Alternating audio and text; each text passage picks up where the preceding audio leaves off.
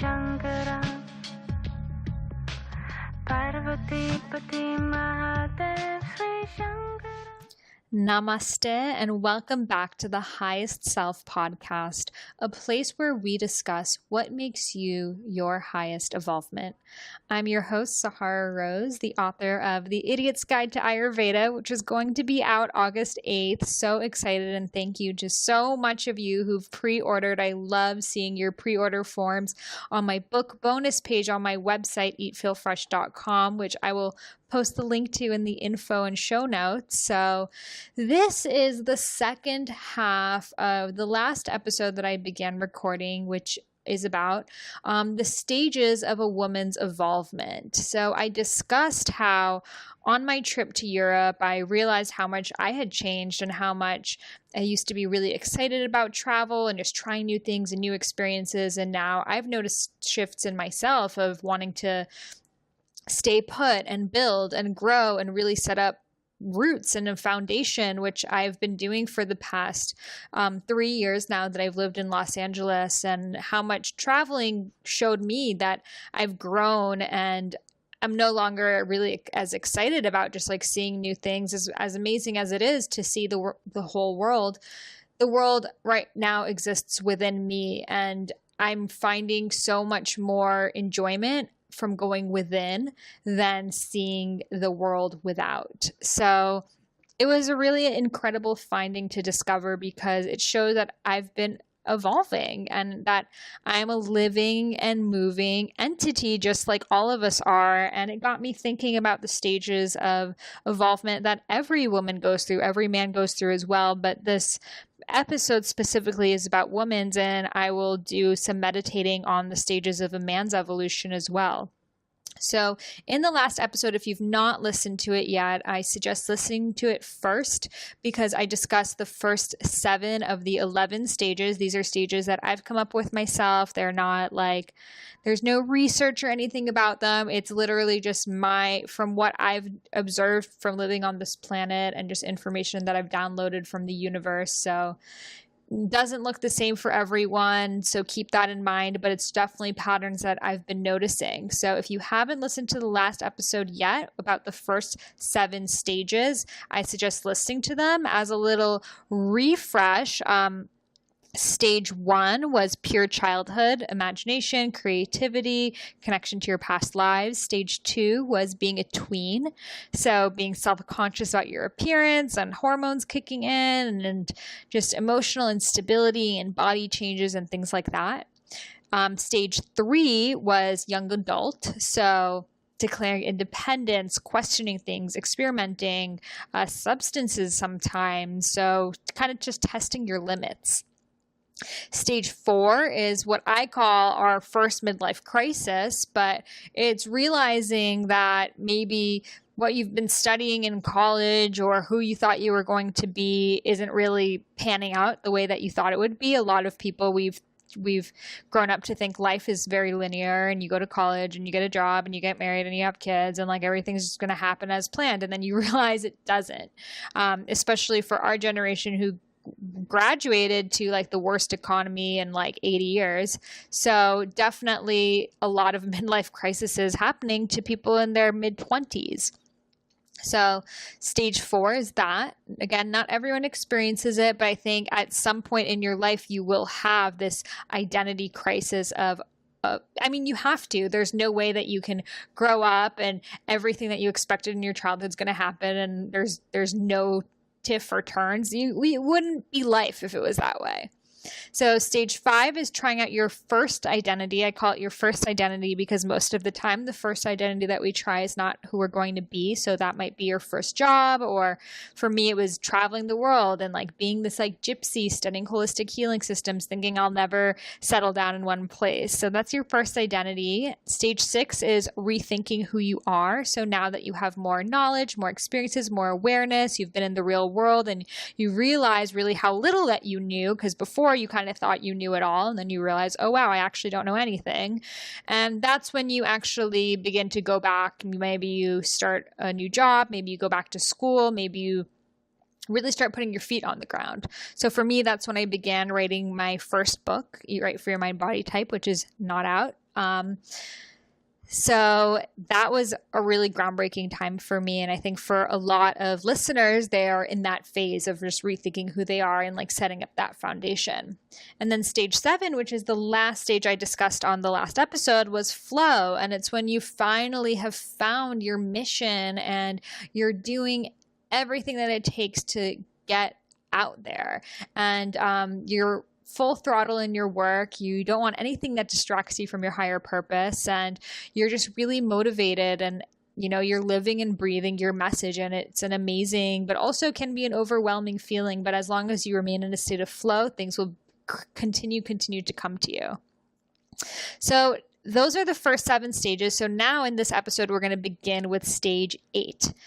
Now, stage 8 is something that not all women experience, especially now more and more women are choosing to not have children or get married. So this stage is regarding that. Still, from a population perspective, most women do have children. This is universal. I don't know the exact percentage, but definitely around the world, I would guess maybe 80 or 90% of women eventually have a child. So it's still definitely the general trend, but definitely in Europe, you're seeing like the average child per family is like 1.5. So it's like between 1 and 2 kids. And in some parts of the world, it's like 4, even in more, but then in other parts of the world, it's diminishing. So whatever your choice, that's your choice. But I'm going to just speak about what's happening with the majority of the world, which is still having children. So stage 8 is family. So it's not just a baby that is born in that labor room, but also a mother. You inherently change as a human being the moment you give life to another. Your body changes. Your mood changes, and you access deeper levels of your soul that you never experienced before. Love takes on a whole new meaning. And everything else before that was just a puppy version. You've experienced the fundamental purpose of life. Rebirth. The moment you have a child, it's no longer about you. And your entire life, it's been all about you. You no longer decide when you'll sleep, or when you'll wake up, or even what you'll do that day. No, you are at the mercy of another, a being so small that carries so much. And you wonder how they even let you out of the hospital with this thing. No matter how much we say that a woman is no different than a man, and having a kid doesn't change anything, it's just not true. It changes everything. No matter how career woman you are, the moment you hold that little alien in your arms, nothing will be the same. You will live for their sneezes and gush over their feet. you will lose sleep over their coughs and pray that their illness was yours. You will realize how meaningless everything else in life has been until this very moment. You will stare at your little avatar as they sleep and wonder how on earth your body could have created this thing that now has a heartbeat of its own. And with every learned word and first step, it will slightly break your heart because you're getting closer to the day that that child won't need you.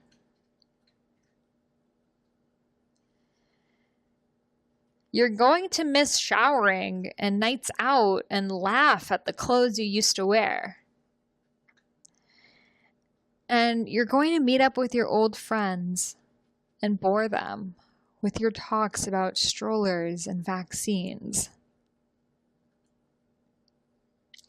People will warn you that child rearing is going to fly by and just to stay present. But 18 years honestly feels like several lifetimes away. And you'd kill just to be able to go to the bathroom without someone pounding down your door. But you couldn't imagine life otherwise.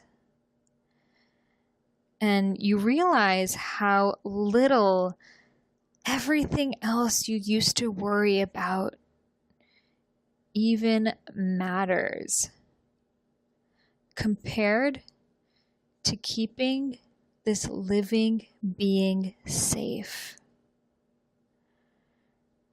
which gets harder as they begin to walk and drive.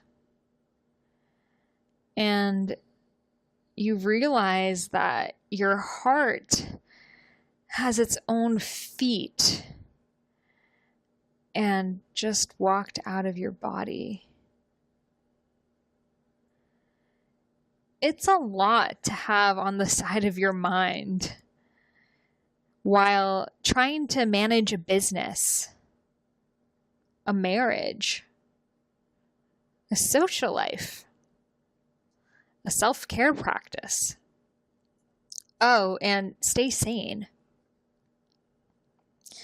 If you're a mother, you're Wonder Woman. I don't even have kids yet, and am even just overwhelmed with the thought of the magnitude of how much I will love them because I'm seriously obsessed with my dog. Before, there's been a lot of pressure, especially in the past 40 years or so, for mothers to also have careers. But you have to listen to your own inner voice. For some people, motherhood is a job enough, especially when it comes with cooking and cleaning and driving your kids around.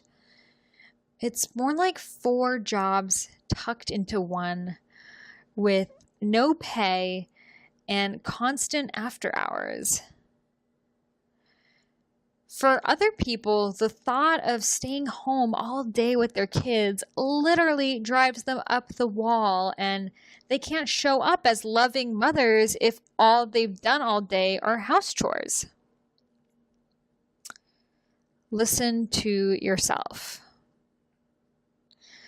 You can definitely still have a career as a mother, but you don't have to if you don't feel the call. You still deserve respect. We each have different ways that we express motherhood. For some, it's to be at every PTA meeting and help your kid with homework every single night. For others, it's making your child proud of your career choices. But if you choose career, remember that being a mother still must always come first. Because a paycheck means nothing when your child doesn't want to speak to you. Instead of trying to work hard to make them proud, just spend time with them. You'll realize that all kids really want is just contact. One day, and when you look at their empty rooms when they're off to college, you'll realize that you missed all of the most important moments of their lives and yours. Stage 9. As your child gets older, he or she needs their mother less and less. This is the first true heartbreak women experience. Your kid not needing you anymore. This actually hurts way worse than a man leaving you,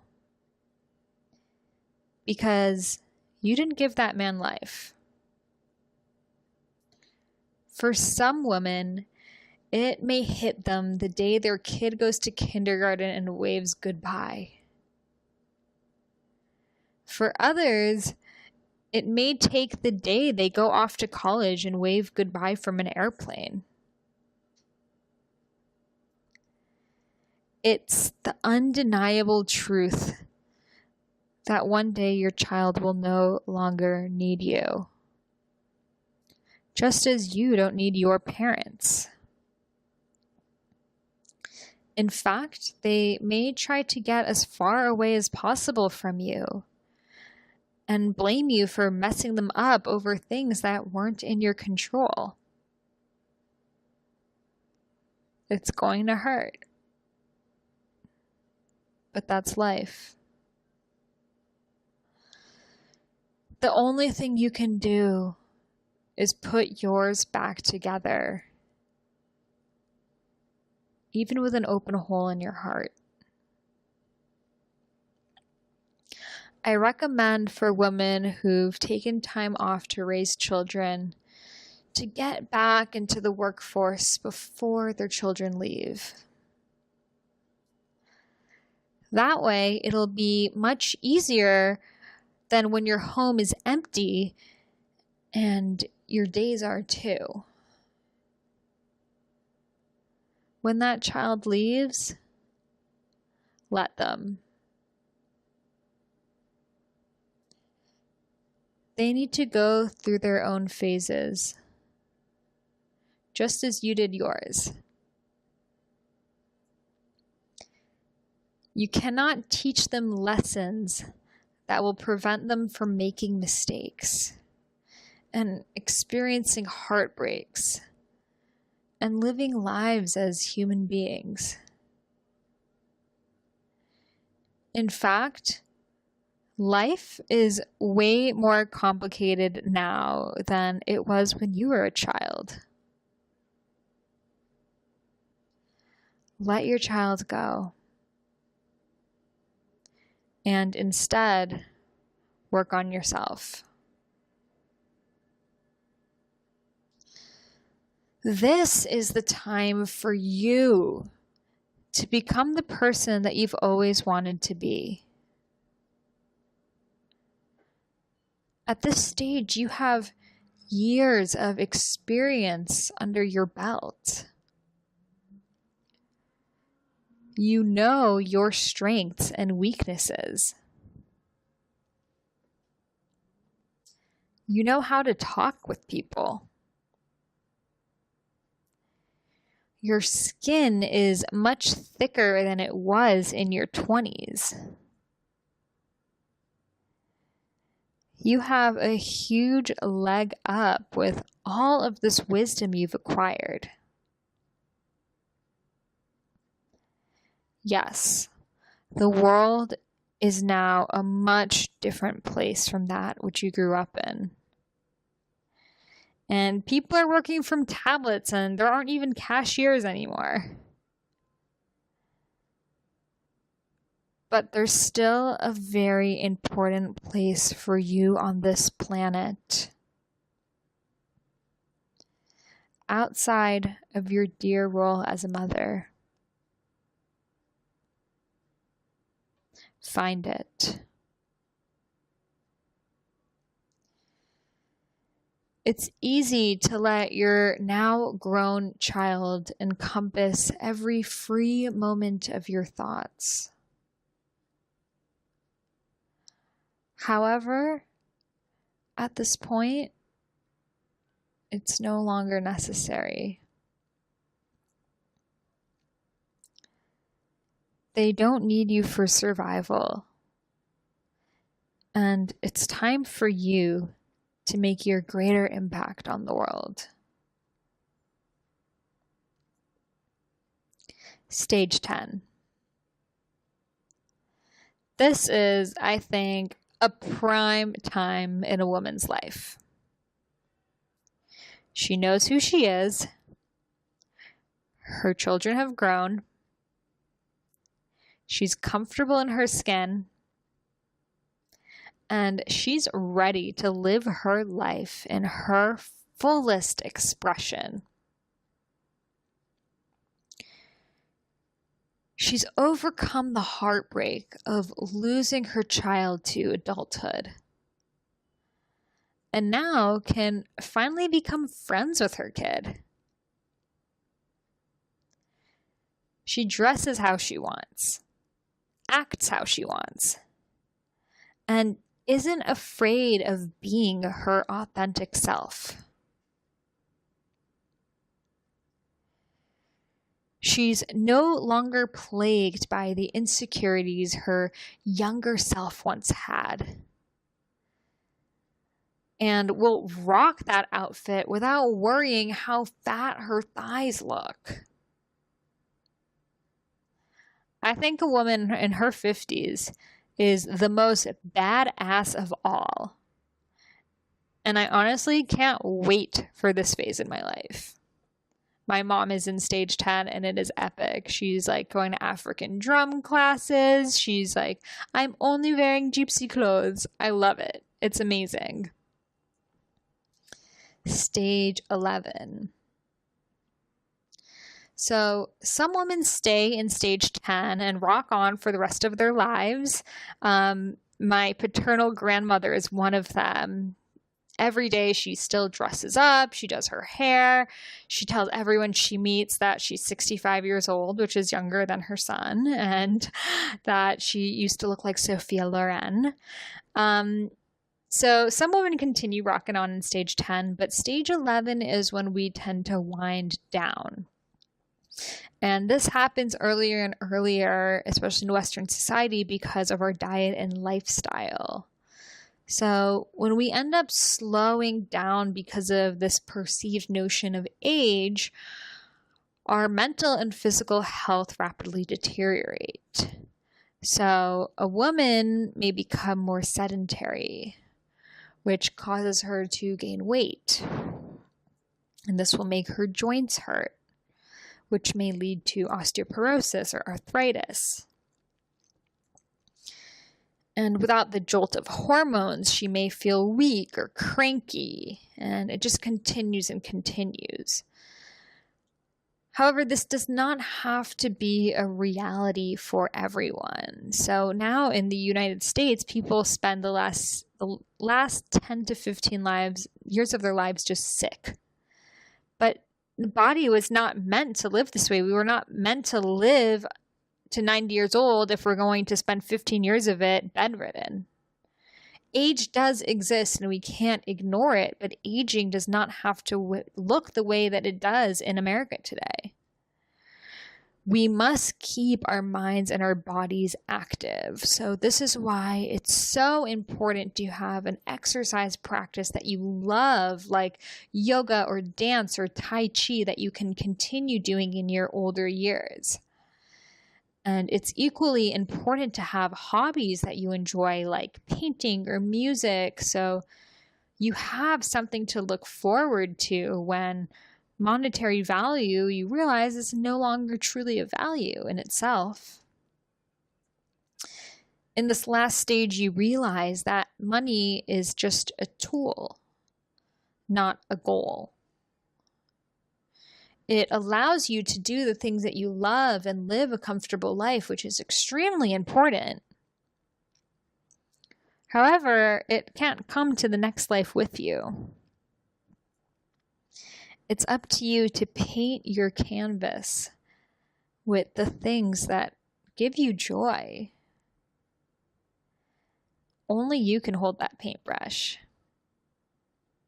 So let's prepare for our later years, our stage 11 elderly years, by living lives that we love today.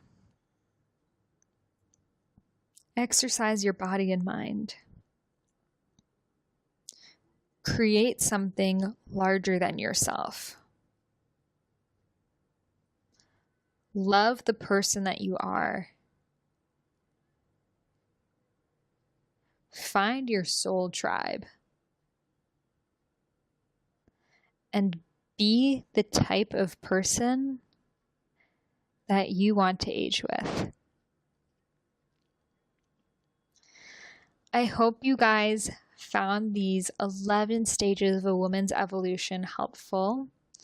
I'm really looking forward to the next stages that await me. I definitely want to have kids personally, probably in a few years, so excited to bring you guys on that journey. It's not going to be anytime soon, but it's amazing how life has so much in store for us, and we're constantly opening the books in new chapters, and we really don't know. It's like this book that has partially been written for us and partially we're writing ourselves, and it's this beautiful dance between free will and destiny, and no one knows how much plays which role, but we're creating our own paths. And I think it's really important to have frameworks and guidelines, which is why I love thinking about stages of evolution and archetypes and doshas and things like that, because we're all so interconnected. We are all one. We are all created from the exact same stardust. And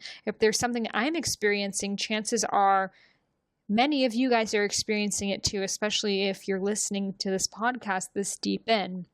So we're all vibrating at the same level of frequency. We're all experiencing these same patterns and these same phenomenons and these same heartbreaks and all of that. And I think it really helps us get through our everyday lives and transform the obstacles into opportunities when we realize that nothing is happening to us, but it's all happening for us to grow.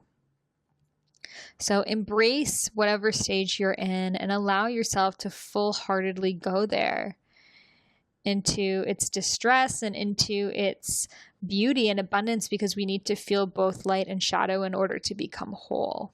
So take care of yourself, love yourself, take care of those around you. I honor you and respect you so much.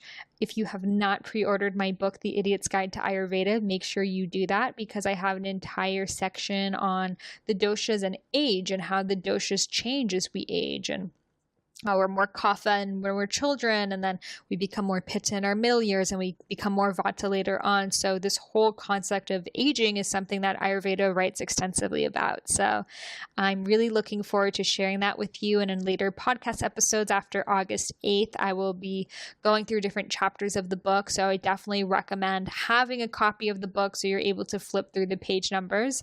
And I'm having a virtual book launch party. It's going to be a free webinar that you are all invited to participate in, and I will have that link in the info of this, whether you're listening on iTunes or on SoundCloud.